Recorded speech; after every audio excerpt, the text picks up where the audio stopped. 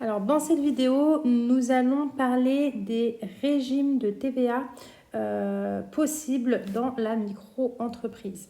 Donc, nous allons commencer par la franchise en base de TVA, donc l'exonération de la TVA, puisque c'est le régime par défaut pour les micro-entrepreneurs. Vous n'avez rien à faire, vous êtes d'office assujetti en fait à ce régime. Voilà. Alors, ça signifie que vous n'aurez pas de TVA à facturer à vos clients, vous ne pourrez pas récupérer non plus de la TVA de vos achats et vos factures doivent indiquer la mention TVA non applicable, article 293b du Code général des impôts. Pour donc bénéficier de cette franchise en base de TVA, votre chiffre d'affaires ne doit pas dépasser les seuils qu'on va voir tout de suite dans le tableau. D'accord ? Si vous dépassez les seuils pendant 2 années consécutives, vous allez perdre cette exonération et tout votre chiffre d'affaires sera imposable à la TVA. Donc, ce qu'il faut savoir, c'est que il y a eu, donc on est en pleine modification, puisqu'on a eu une nouvelle loi de finances qui est passée le 1er janvier 2025, donc la loi de finances de 2025, qui a mis en place un taux général de 25 000 euros, un seuil général de 25 000 euros à ne pas dépasser. Voilà, et ça a eu une très très grande incidence sur des milliers d'entrepreneurs, d'auto-entrepreneurs qui allaient se voir contraints à fermer leur micro-entreprise ou alors à augmenter leurs tarifs auprès de leurs clients. C'était vraiment, vraiment compliqué. Il y a eu des associations qui ont fait appel à cette réforme et du coup, ça a été suspendu en fait jusqu'au 1er juin. On a eu une suspension donc, de la réforme, oui c'est ça, donc du 30 avril jusqu'au 1er juin. Et puis à partir du 2 juin, il y a eu l'abrogation par l'Assemblée nationale. Donc du coup, nous sommes tranquilles au moins jusqu'à la fin de l'année 2025 en restant sur nos taux qu'on va voir tout de suite dans le tableau. Et on verra au 1er janvier 2026 ce qui se passera pour notre plafond en base de TVA. Alors, nous avons ici nos seuils limites. Donc, vous voyez que dans notre la première colonne du tableau, c'est le type d'activité. La deuxième colonne, c'est le seuil limite donc sur l'année précédente et le seuil majoré donc sur l'année en cours. Alors, que vous ayez une activité commerciale et d'hébergement, prestation de services et activité libérale ou avocat, artiste, interprète et droit d'auteur, quoi qu'il arrive, vous avez le seuil à respecter et à ne pas dépasser. Excusez-moi. Donc, je prends le cas pour la prestation de services et activité libérale parce que je sais que dans beaucoup de cas, vous suivez cette formation pour faire de la prestation de service. Il ne faut pas dépasser 37 500 euros de seuil de chiffre d'affaires pour garder votre exonération de TVA. Ces 37 500 euros, si vous les dépassez, ils peuvent être dépassés sur 2 années consécutives. Vous garderez votre exonération de TVA.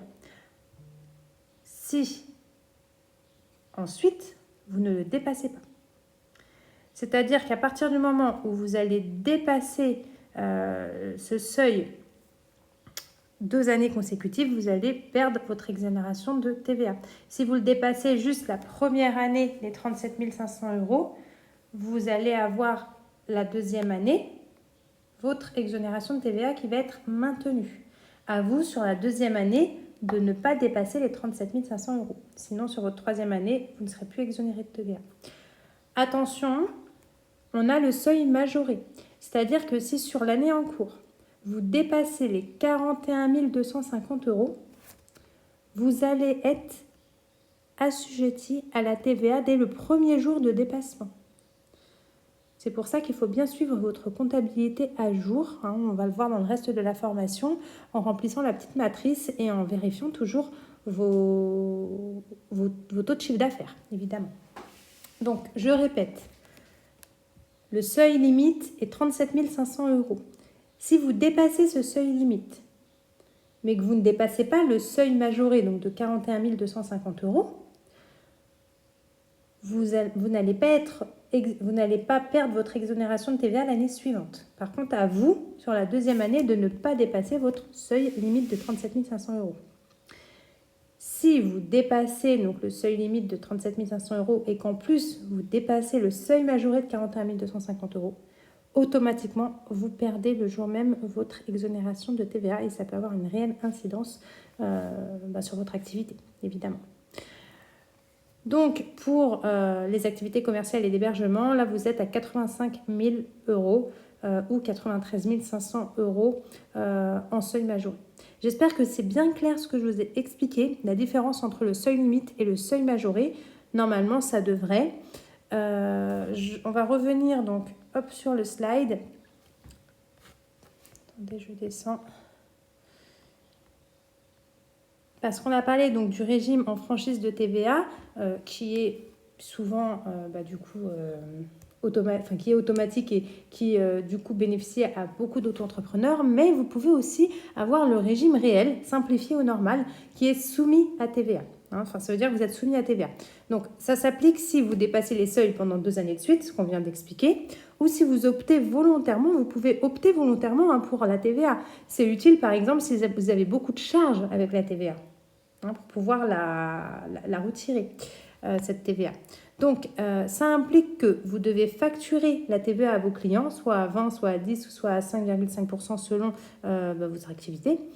Et vous devez déclarer et reverser la TVA collectée à l'administration fiscale. Vous pouvez récupérer la TVA sur vos achats professionnels. Donc, du coup, effectivement, si vous avez beaucoup de charges, si vous avez plus de TVA que vous n'en vendiez, effectivement, si vous en récupérez plus, vous n'aurez pas de TVA à payer.